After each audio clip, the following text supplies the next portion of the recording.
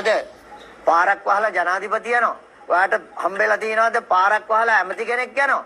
එක උදාහරණයක් ඔයා පෙන්නුවොත් අපේ නායකයෝ යනකොට පාරක් වැහුවා කියලා මම මේ සංවාදයෙන් පිට වෙලා යනවා. දැන් මෙතුමා කිව්වනේ යන්න එපා එළියට ඈ. මම පෙන්නනවා ඔයාලගේ අගමැති තුමිය පාර වහලා යන වීඩියෝ එක.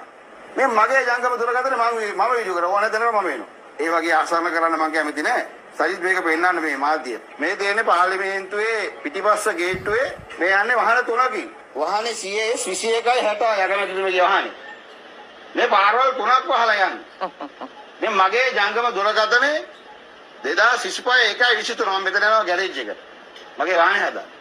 මම බැලුවා මේ ඇයි මේ පාර වහන්නේ. හරි ඔබතුමා යන්න එපා. මම මෙන්න පෙන්නවා. ඔබතුමා ඕන මගේ ෆෝන් එකෙන් පෙන්නන්න. මම හෙට ඔබතුමා පොලිසිය පාර ඇමති. ඔයාලගේ නීති පාර ඉන්න ඕන දෙනකට එන්න මම සූදානම්. මේ බොරු කරන්නේ. දෙයිලා යනවද? යන්න එපා ඉන්න. අපි මේ ඉවරව පිළිගන්නේ නැහැ. ඔබතුමා පිළිගන්න ඕනේ නැහැ. ඔබතුමා මේ මාධ්‍යකනේ.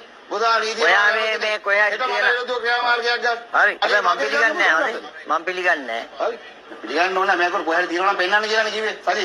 ඒ තරම් බොරුව කරන්නේ. මේ දිනේ මාධ්‍ය වල මම අද උදේ ගිහිල්ලා වීඩියෝ කරපු වාහන ටික.